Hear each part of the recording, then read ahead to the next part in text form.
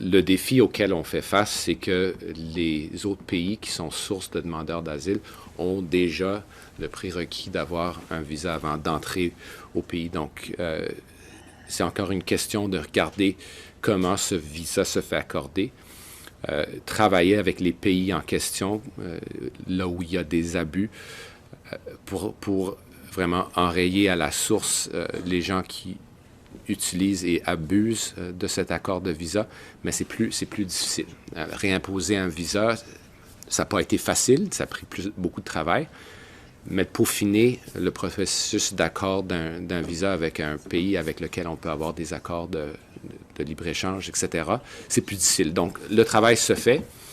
Il ne va pas avoir nécessairement le même résultat immédiat que la réimposition du visa sur le Mexique. On a déjà vu une diminution, c'est tôt, là, mais on a vu une diminution très importante des demandeurs d'asile suite à la réimposition du visa avec le Mexique. Donc, pour l'instant, j'hésite à dire que c'est un succès, mais on voit des beaux résultats. Je pense qu'il faut regarder les mesures qui existent à l'intérieur de notre département pour essayer d'enrayer le flux illégitime, irrégulier, sans vraiment affecter les droits des personnes qui fuient la guerre. Donc, c'est un équilibre, puis c'est un équilibre très délicat. Bonjour, bonsoir. Bienvenue sur la chaîne d'immigration et de l'entrepreneuriat. Nous savons que votre projet d'immigration vous tient à cœur. Par ailleurs, nous savons aussi que vous nous suivez déjà depuis 5 ans et cela se confirme à travers les différents témoignages que vous faites sur la chaîne Immigration et Entrepreneuriat tous les jours. Alors, j'ai une excellente nouvelle à vous annoncer. Nous ouvrons nos bureaux à Macapé Carrefour BM, immeuble en carreau blanc orange 3e niveau, proche de l'hôtel Figaro. Alors, tenez-vous tranquille, vous serez accompagné par nos partenaires Connexion Immigration durant votre procédure d'immigration, des consultants reconnus et chevronnés au Canada, Nora Julieno, Chantal Cadas. Elles se feront un plaisir de vous accompagner tout au long de votre procédure afin que vous puissiez réaliser votre rêve canadien. Alors, on vous y attend très bientôt. Pour ceux qui l'ont oublié, l'adresse est le suivant: Macapé Carrefour BM, immeuble carreau blanc orange 3e niveau, proche de l'hôtel Figaro.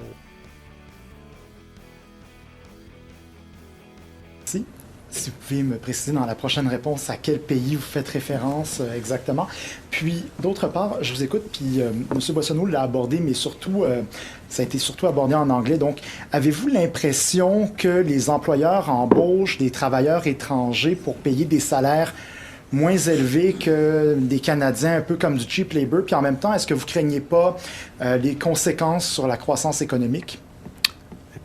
Ben, pour répondre à la question que vous m'avez posée suite à ma dernière réponse, vous avez juste à regarder le top 20 des pays qui sont sources de demandeurs d'asile pour voir de quel pays je parle. C'est clair que dans certains secteurs, l'utilisation de travailleurs temporaires est utilisée pour la suppression de salaire. Il ne faut pas exagérer le problème non plus. Puis il ne faut pas exagérer non plus les défis auxquels vont faire face les entrepreneurs qui dépendent de ces gens-là. Et donc, c'est pour ça que l'annonce que je fais, c'est-à-dire de réduire le nombre de gens qui sont ici de façon temporaire de 20%, ça doit venir de plusieurs sources. D'abord, demander aux provinces de donner la résidence permanente à certains gens qui sont là de façon temporaire. C'est du gros bon sens. Les gens ont déjà des logements, je présume. Et donc, au lieu d'aller à l'étranger, mais aussi de faire des rectifications dans les programmes, puis il y a multiples programmes qui sont gérés par mon département, évidemment celui de M. Boissonneau. I wanted to ask about the 5% target that you're temporarily imposing and the impact that might have on humanitarian programs and asylum. Clearly these things are not predictable, wars, earthquakes and such that drive people to leave their homes. And I wondered if you are leaving that open or if those streams will be effectively capped. No, I mean, we always have to have a managed intake, Mary, but there are circumstances where it would be unconscionable to do that. For example, with respect to Ukraine and the global efforts that we deployed with partner countries to welcome Ukrainians. As I mentioned, there'll be 300,000 here by the end of this or next month. So not an insignificant amount. No one would ask them to return during these conditions, and certainly shit could hit the fan in Ukraine in the next months as well if Russia were to continue its war of aggression in the way that it has, which would necessitate further international outreaches and support. And that's just clear. I don't think any Canadians would forgive us for not having that level of outreach and support for our Ukrainian partners. At the same time, we can't deny the impact that 300,000 people and other humanitarian measures, including postgraduate work performed by students and international students, has had as an impact. So it's a delicate balance. I think what we're asking, and I think it makes sense, is there are two ways to control the number of temporary residents in this country. It is input and output. In terms of the input, there are things we control and things we don't control. And in terms of output, that is where provinces and Canada can select people to become permanent residents and look for more domestic draws, which actually makes sense because you're not taking away, you're not affecting the cost of shelter as much as you would with a new entrant to the economy, and you're actually being more efficient in the way you are doing you are doing the levels. For example, we currently are at as a target for this year, well over 480,000 permanent residents. Do all those people come from abroad? The answer is no, resoundingly. But perhaps we need to look in more depth at the domestic ways in which we draw people to permanent residency. And I think that makes eminent sense because those people have a beginning of integration in this country, have a job, have a house, and it's something that attacks the affordability challenge right on by making sure that we are being reasonable in the levels of temporary foreign work that we have and temporary residence in this country. I mentioned during my levels plan that Canada, like many other countries, has become addicted to temporary foreign workers, but it isn't.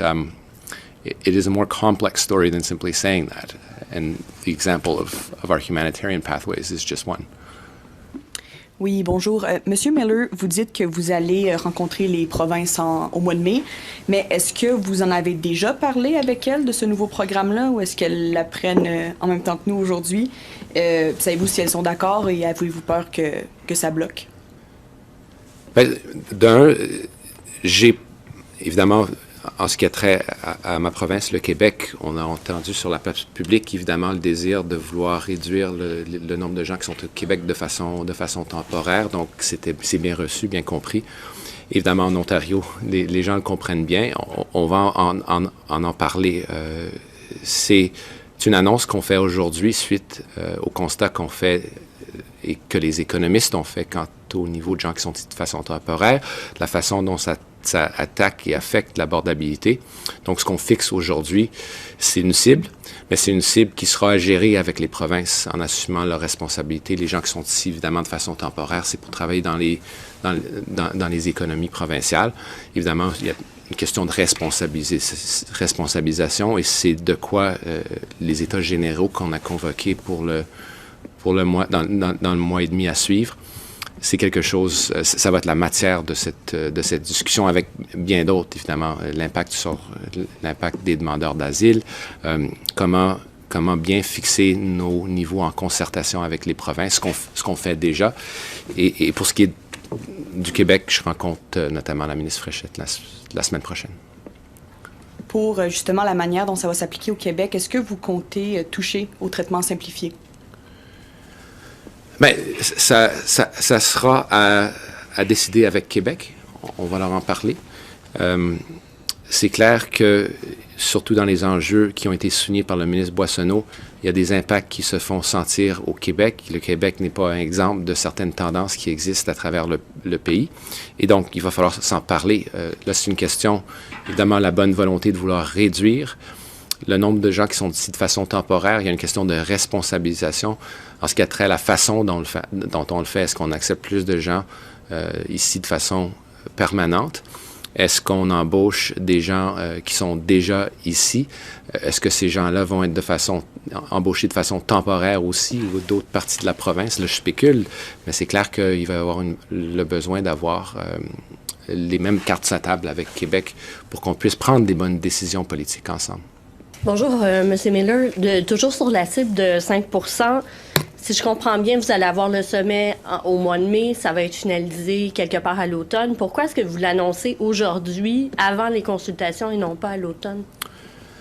Mais c'est parce qu'il va falloir se préparer. Hein?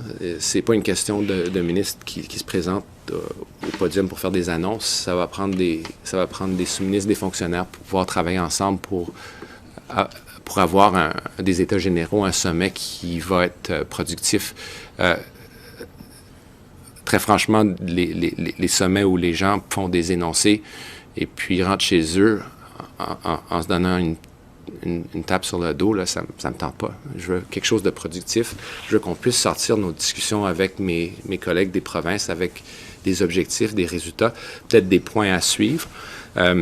Et puis dans le Québec, en ce qui a trait au Québec, sous l'accord Canada-Québec, peut-être une discussion aussi à part pour pouvoir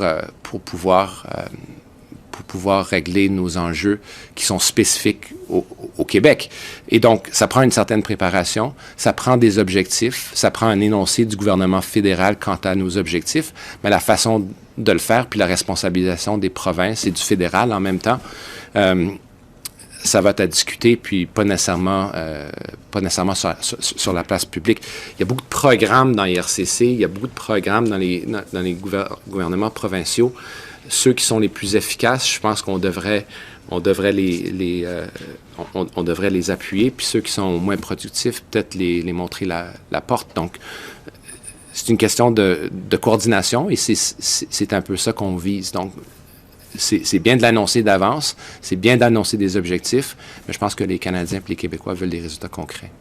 Avec Jobly, je vous garantis, vous aurez la possibilité d'être repéré par des recruteurs canadiens. Tout simplement, ce qu'il va falloir faire, c'est aller s'inscrire. Et donc, une fois que vous allez vous enregistrer et vous payerez votre abonnement annuel, ça vous donnera accès à beaucoup d'options. Les options sont plusieurs. Vous pourrez avoir accès à qui a vu votre CV, vous pourrez avoir accès au nombre de vues, vous pourrez avoir accès à la mise à jour de votre CV, vous pourrez avoir accès au nombre de j'aime, vous pourrez avoir accès au nombre de téléchargements, et puis vous pourrez avoir accès à la messagerie instantanée. Et puis, vous pourrez aussi avoir accès à ceux qui ont pris l'abonnement, à la possibilité d'enregistrer une vidéo dans laquelle vous allez vous présenter, dans laquelle vous ferez un speech, afin que le recruteur puisse savoir si vous répondez parfaitement au profil du poste. Alors, qu'est-ce que vous attendez? Allez rapidement sur le site web de jobly.com et n'oubliez surtout pas, mon code promo est là. Ça vous donnera un rabais de 10% pour un abonnement sur une année. L'abonnement qui coûte effectivement 100 $ canadiens, soit, dépendamment de là où vous êtes, 50 000 si vous êtes en Afrique. Mais je suis convaincu que les recruteurs n'attendent que vos CV. Parce que sur ce site, nous sommes certains que les recruteurs pourront dénicher les talents à l'international qui pourront facilement immigrer au Canada.